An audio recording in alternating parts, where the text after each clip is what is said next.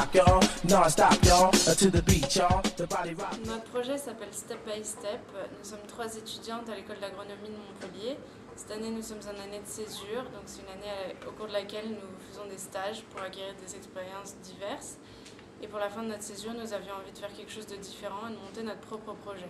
Donc c'est un projet de développement rural en Mongolie, auprès d'agriculteurs locaux qui ont tout perdu il y a quelques années du fait des conséquences du changement climatique.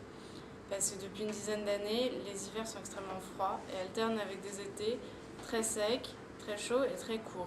Donc la période des récoltes a été diminuée et il y a des conséquences dramatiques sur les troupeaux.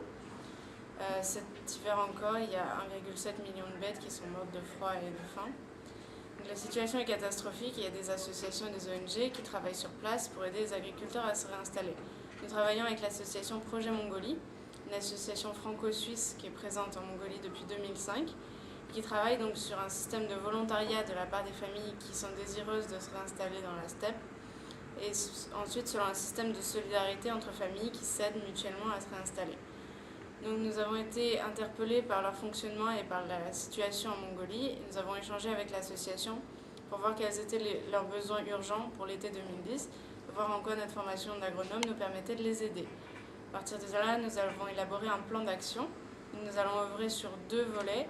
Un volet fourrage, donc qui consistera à tester des nouvelles espèces fourragères à courte période de végétation et plutôt résistantes à la sécheresse, qui permettront de faire des stocks pour nourrir les animaux pendant l'hiver. Et d'autre part, nous allons travailler à déterminer et mettre en place des systèmes d'irrigation en collaboration avec les agriculteurs.